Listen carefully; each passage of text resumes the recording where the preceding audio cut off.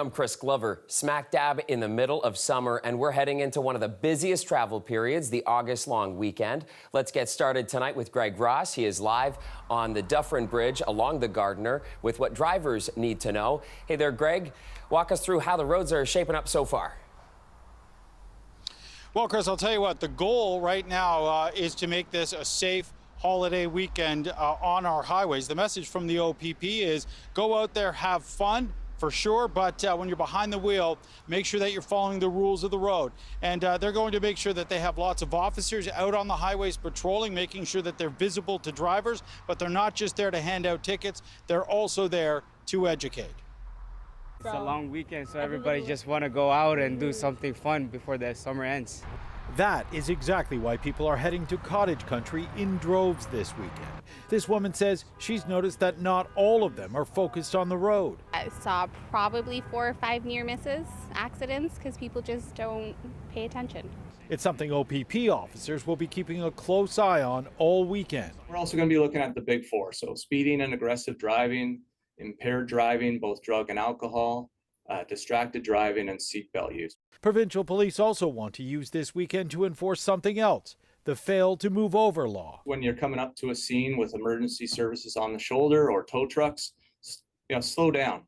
If there's a 2-lane road that you're on and there's room to move to another lane, we want you to do that as well. Drivers who fail to slow down or move over could face hefty fines. The fine of $490 and 3 demerit points upon conviction. So it's a steep penalty, but it's a law that we've put in place because the ramifications can be significant.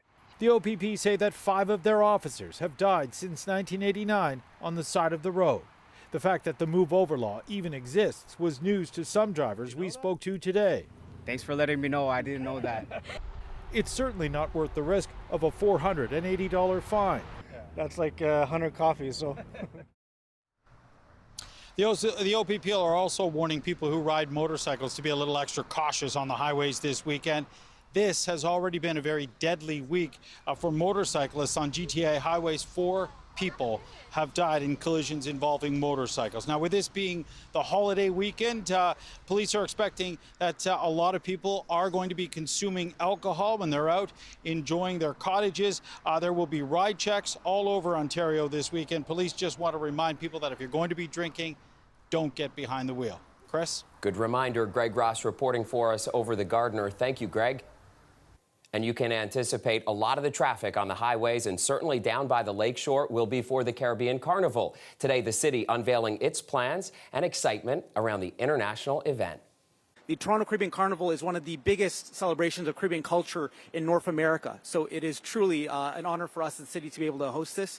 It brings visitors from all across the province, all across the city, of course, across the country, and also from overseas.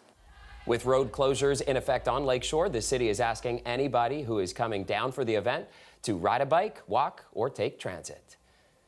And for an event as massive as the Caribbean Carnival is, you better believe the preparation for Saturday's big parade started months ago. Brittany Billette went behind the scenes to see how participants are getting ready.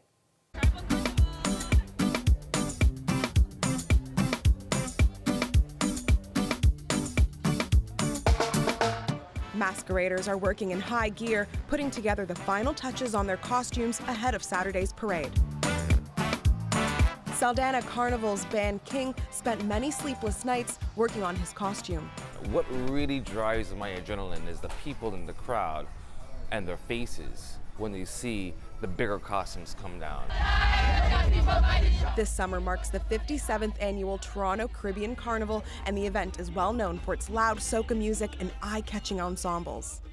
We get to own our body, we get to own our sexuality and our sensuality, and that's part of the carnival.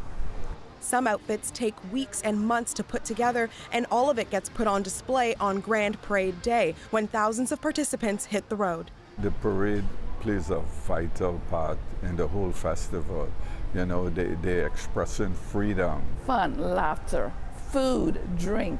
Those are all of the things that you experience. And not only that, a sharing of this beautiful culture, a sharing of our humanity. The chair of the festival calls it a celebration of emancipation and a gift from the Caribbean to the world, especially Toronto. Toronto gets to say it's the most diverse city in the world because of things like the Toronto Caribbean Carnival. We produce something that is amazing, that is not just Caribbean, it's Canadian. Toronto hosts the largest Caribbean carnival in North America, and revelers travel from all corners of the world to be part of it. It attracts close to 2 million people to the Grand Parade alone. Saldana Carnival's Queen says she's met many people from all walks of life during the festival and treats her role like an ambassador, not just for the event, but for the city. This may be the only experience they have in Toronto is, interacting with us. So you want to have a good impression. And there's one piece of carnival etiquette she tries to educate people on. No jumping into the parade unless you're part of a band. If you're coming into this just thinking I'm going to jump into the parade route because it's a party, it's so much more than that. It's a representation of what we do, it's hours of work. So we want you to enjoy yourself, but also please respect the mask. The parade kicks off on Saturday morning at 8 a.m. on Lakeshore Boulevard, and the revelry will go all day and night long. Brittany Billette, CBC News, Toronto. Now, before tomorrow's big parade, tonight the exhibition grounds will be one of the best parties to be at for the annual Panorama event. That's where steel pan performers from across the GTA will come together to showcase their musical talents. And Anam Khan is right there in the thick of all the action as folks are getting set for tonight. Anam, how are things sounding so far? Well, Chris, yesterday I showed you some really cool costumes, and today I'm going to talk to you about some really cool instruments. In just about an hour or so, this entire place will be filled with the sound of steel pans. These drums right here. The bottom is hollowed out, the top is enclaved into a concave shape, and each section plays a different musical note. And I know it sounds really cool, and it is really cool, but it also has a really rich and interesting history. And I have the president of the Ontario Steel Pan Association with me right over here. This is Terrence. Terrence, can you tell me a little bit about what we're expecting today? How many bands are playing today? Well, today we have 7 bands. It's more mirrored effect of the big panorama that happens in Trinidad and other parts of the Caribbean. We got 7 bands, and people should look to expect a fabulous show today. Okay, and tell me about this story about resilience and creativity. Give me a little clip of the history of this instrument. Well, the history of the instrument comes from in the slavery days, where they initially used the drums to send messages, and then this get developed from the old oil drum, where a guy called Winston Simon, he figured out what this oil drum can be turned into a musical instrument, and this instrument is very much equivalent to a piano. So people should see this as the conventional instrument as well, and Trinidad had made this their national instrument. Amazing, that's right. And now we can't leave this place without hearing a little bit of this. We're gonna go over here and meet Niso. She's gonna play a little something for us. Let's hear it.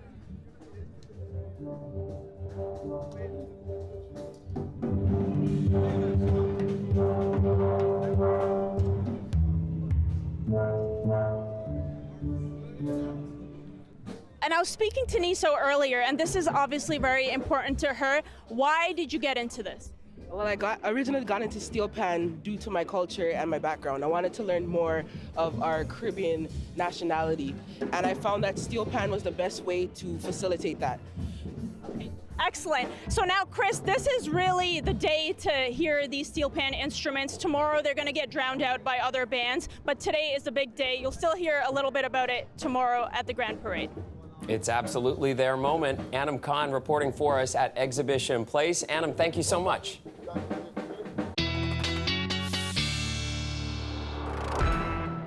Chris Potter joining us now. And Chris, obviously so many people are going to want to get out for the parade. What kind of weather are they going to be dealing with? Yeah, it looks fantastic in the downtown core for this weekend. The heat actually creeps back up a little bit, especially on Sunday. But maybe you're not sticking around in the city. Maybe you're heading north. Maybe you're already there. Here's a look quickly at what to expect weather-wise. 29 your high in Muskoka, and this is going to be true for Perry Sound, Algonquin. Maybe you're going camping. 27 for Sunday. It's Sunday night and into very early Monday morning that you could see some showers. Very similar forecast for Kawartha Lakes, and it looks like the rainfall will probably hit the Kawartha Lakes as we get into Monday. We have a chance of some of that moving in in as well. Temperature-wise, not necessarily cooler than yesterday.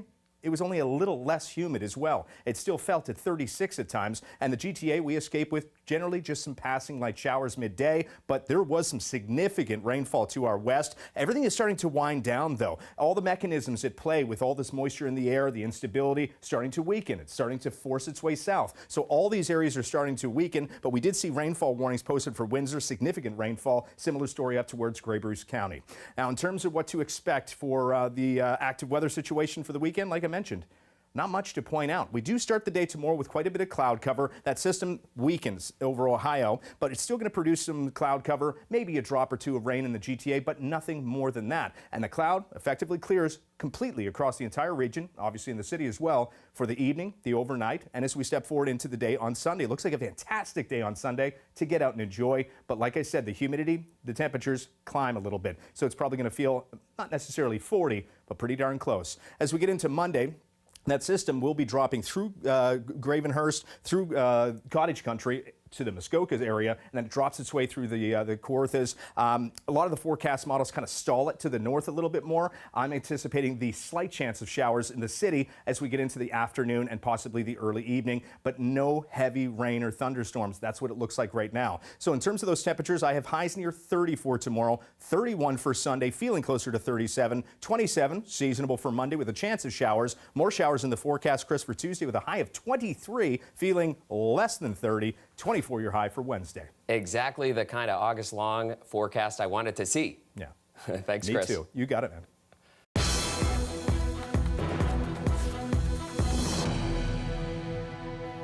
We have developing news out of Stratford, Ontario. Police announcing this afternoon 2 people are dead and 2 others were taken to hospital with serious injuries after what's being described as a neighbor dispute that turned deadly. Police receiving multiple 911 calls late Thursday night for reports of gunshots in a residential area.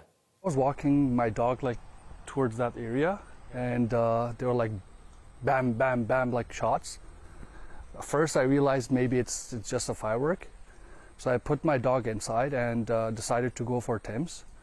And within 2 minutes, I see police cruisers, they were going that way. And then I realized that for fireworks and that sound, it was not matching, so it was a gunshot. Officers say a 31-year-old man opened fire and shot 3 people after being involved in what police called an ongoing neighbor dispute. The gunman then turned the weapon on himself. Police say he died of a self-inflicted gunshot wound. A 36-year-old man was also killed. The other 2 were airlifted to a trauma center in London. One of them has life-threatening injuries. The other has life-altering injuries. Officers spent the day canvassing the neighborhood as the investigation continues. To an Oshawa courtroom now, and the man who was a passenger in the cargo van involved in a deadly Wrongway police chase on Highway 401 in April has been denied bail. 38-year-old Manpreet Gill appeared in court via video link today from the Maplehurst Correctional Complex in Milton. Gill is charged in connection with a Clarington LCBO robbery that Durham Regional Police say led to a pursuit. That chase eventually ended up with the cargo van being driven the wrong way on the 401, causing a 6-vehicle collision that killed a 3-month-old boy and his 2 grandparents. The 21-year-old man who was driving the cargo van was also killed in the fiery crash. Gill suffered serious injuries in the collision and was only recently released from hospital. York Regional Police say a man is dead after he was shot in a targeted attack in Markham yesterday, and officers are still on the hunt for potential suspects. Nama Weingarten has that story. Caution tape surrounds this home on Cotsburg Crescent and Harvest Moon Drive in Markham, where you could still see what appears to be bloodstains on the driveway. York Regional Police say they responded to reports of gunshots around 2:45 yesterday afternoon. When they arrived, they found a man suffering from multiple gunshot wounds. Police say he was taken to hospital, where he was pronounced dead. They later identified him as 50-year-old Cheng Wang Li. Garth Morris, who teaches tennis at the park down the street, says he heard the shots yesterday. We heard pop, pop, pop, pop. Don't remember how many times. And we didn't know what it was. People were talking. They were thinking firecrackers, exhaust, hammer, something like that, but nobody really knew what it was. Police confirmed they are looking for a black Acura four-door sedan with tinted windows that left the area. They added it's unclear whether or not the shots came from the vehicle. We are working to determine a suspect or suspects at this time, but again, once that information does become available, we will be providing an update. Residents who spoke with CBC said that even though police say the shooting was targeted, they're surprised something like that happened in their neighborhood. That's scary, given that we've got a very, very peaceful environment here. As you can, well, what you don't know is there are a lot of kids in the school, there are a lot of kids in the park, and obviously there are a lot of kids here at the camp, so that's a little bit scary. I guess it's a bit sad because, well, someone died near us, but it's targeted, so I don't think there's any threat to me or my family. Police are asking that anyone with dashcam footage or information about what happened here yesterday to come forward. Nama Weingarten, CBC News, Toronto. Finally tonight, a community organization is hoping to raise awareness about food insecurity through a unique cooking challenge. Recently, the Malvern Family Resource Center hosted Kitchens of Malvern. The event had families from diverse backgrounds create culturally relevant tasting menus on a limited budget. Talia Ricci joined them for part of the challenge. These days, shopping on a budget isn't easy, especially for culturally relevant ingredients. It's a good time to really show that things are really hard, especially to cook my native food. Though I have a small family right now, but to cook the native food, it's expensive. Things are not really easy to eat a good food in this area. We have a really diverse community in Malvern, lots of people from all over the world, so there's a huge fusion of cultures. There's also not a lot of grocery stores around, so there are limited options for where people can do their food shopping. There you go. Thank you. Shopping voucher. To highlight this, the Malvern Family Resource Center is putting on a unique contest. The Kitchens of Malvern campaign aims to bring the community together, celebrate cultural diversity, and foster conversations on food insecurity. Families in the area are shopping on a budget, cooking a meal from their culture, and presenting it to a panel of judges. In my country, soup is the main thing that you want to eat your food with. Then I'm going to make a pando. The pando is like flour, and you're going to make it into like a pudi. So you're going to cut a small part, take your vegetable with melon, and you're going to eat that delicious meal.